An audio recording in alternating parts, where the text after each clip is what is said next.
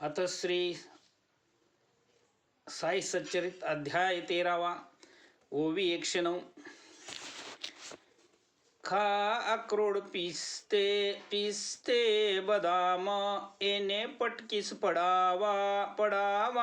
आराम शब्दची बाबांचा विश्वास धाम शंकेचे कामना तेथे आळंदीचे एक स्वामी साई समर्थ दर्शन कामी आले एकदा शिरडी ग्रामी पातले आश्रमी साईंच्या होता तयास कर्ण रोग तेने अस्वास्थ्य निद्राभंग करविताही शस्त्र प्रयोग काही न उपयोग तीळ मात्र ठणका लागे अनावर चाले न काही प्रतिकार निघावयाचा केला विचार गेले आशीर्वाद मागावया अभिवंदुनी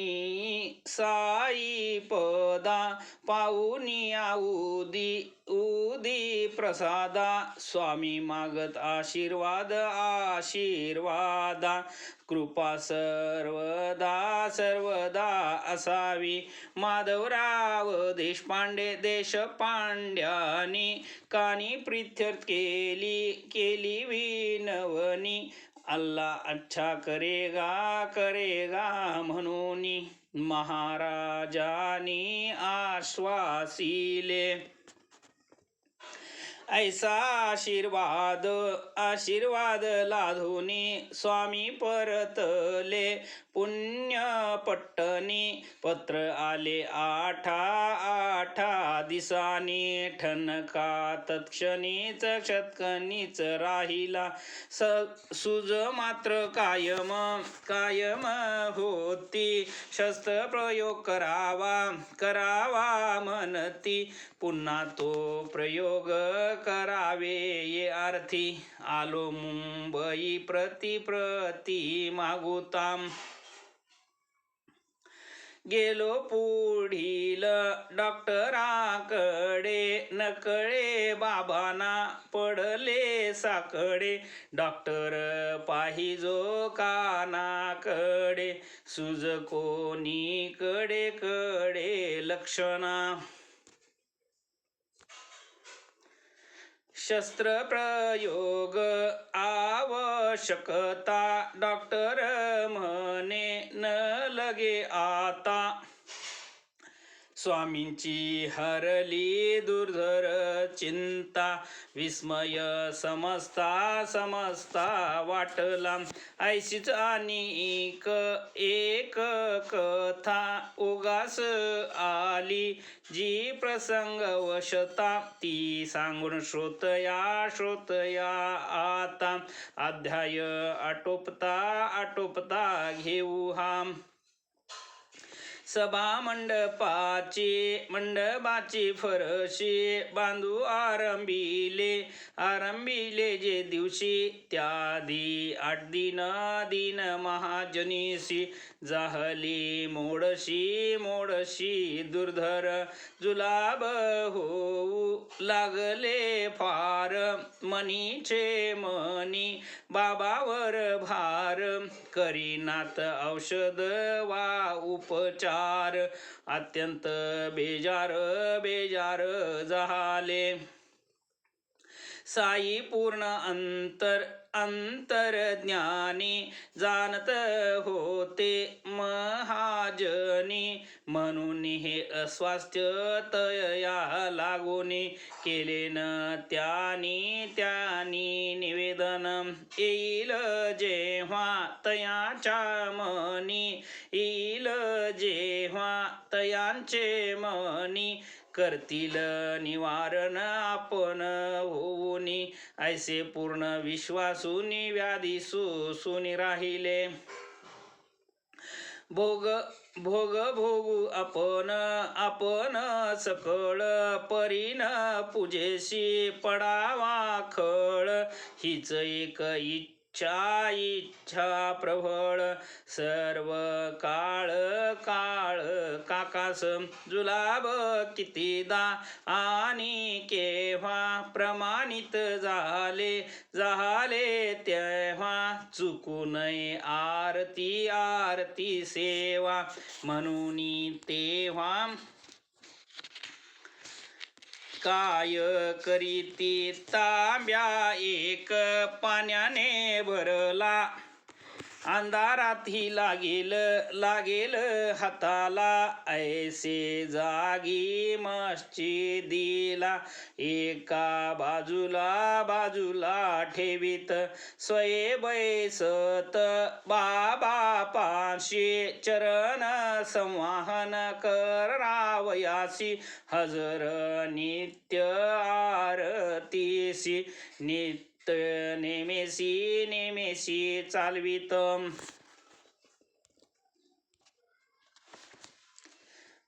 आली जरी पोटात कळ तांब्या होताच हाताजवळ पाहुनी जवळ एकांत स्थळ होऊनी निर्मळ परतत असोव फरसी करावयासी आज्ञा मागता बाबा पाशी दिदली पाहाती तात्या बासी वदत तयासी काय पहा जातो आम्ही लेंडीवर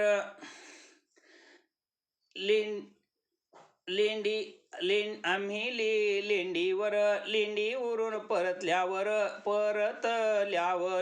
करा आरंभ बरोबर या फरशीचे कार्यास पुढे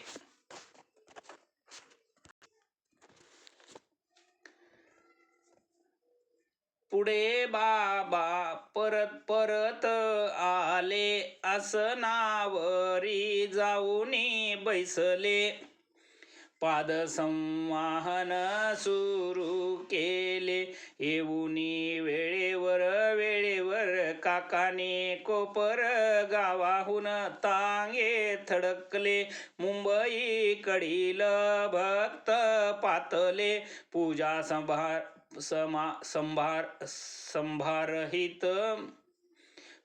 संभारहित चढले येऊने वंदिले बाबास इतर मंडळी समवेत अंधेरीचे पाटीलही येत घेऊन पूजा पुष्पाक्षत वाट पाहत बैसले इतक्यात खाली पटांगणात रथ जेथे ठेवीत असत कुदळ मारुनी बरोबर तेथ फरशीची सुरुवात झाली ऐकिला तो आवाज मात्र बाबांनी ओरड केली विचित्र धरिला तात्काळ नरसिंह अवतार नेत्रवटकार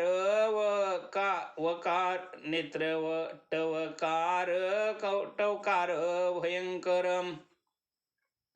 कोण मारतो कुदळीचा फटका करतो तयाला कंबरेत लटका बोलत उठलेच घेऊनी सटका भीतीचा धडका समस्था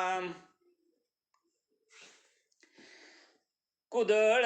टाकूनी मजूर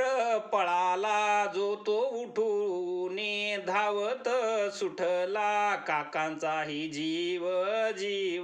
दचकला तो हातची धरीला बाबाने म्हणती जातोस कुठे बैस खाली इतक्यात तात्या लक्ष्मी आली, तयासी शिव्यांची लाखोली, मनसोक्त वाहिली वाहिली बाबांनी. अंगणा बाहेर जी मंडळी, तयास ही शिवीगाळ केली, इतक्यात भाजल्या भुईमुगांच्या थैली, ओढूनी घेतली पडलेली. बाबा असता त्वेषाविषयी पळाली जे भीतीने चौपाशी, एखाद्याची ती मस्जिदीशी पिशवी असेल की पडलेली, दाणे असतील पक्का शेर, मुठ काढूनी बाहेर, चोळूनिया हातावर मारुनी फुंकर साफ करीत. मग ते स्वच्छ झालेले दाणे महाजनीकडून खावविणे, एकीकडे शिव्याही देणे, एकीकडे चोळणे सुरूच. खाऊनी घे म्हणत स्वच्छ दाणे हातावर ठेवीत, काही आपणही तोंडात टाकीत, पिशवी संपित एरीती. दाणे संपता म्हणती आन, पाणी मज तहान, काकानी ती झारी भरून सोयते पिऊन पी म्हणती. काका पिता तयास वदती, झाली जा तुझी बंद बृहती, मेले कुठे ते बामण म्हणती, जात या प्रती घेऊन ये.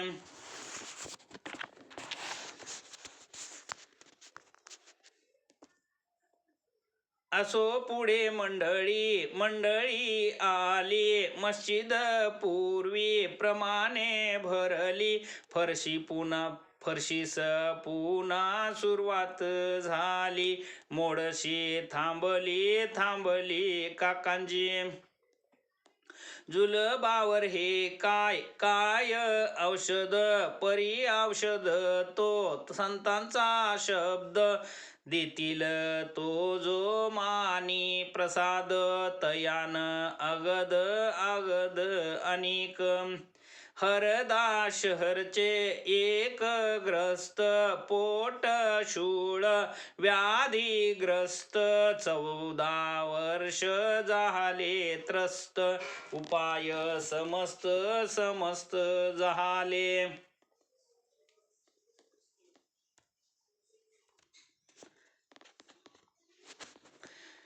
हरदाशहरचे एक ग्रस्त, पोटशूळ व्याधीग्रस्त, 14 वर्ष झाले त्रस्त, उपाय समस्त झाले. नाम तयांचे दत्तोपंत, कर्णोपकरणी ऐकली मात, शिर्डीत साई महासंत, दर्शने हरतात अपाय. परसुनिया ऐसी कीर्ती, गमन गेले शिर्डी प्रती, शरण साईंचे माथा वंदती, चरण साईंचे माता वंदती, करुणा भाकिती तयाते.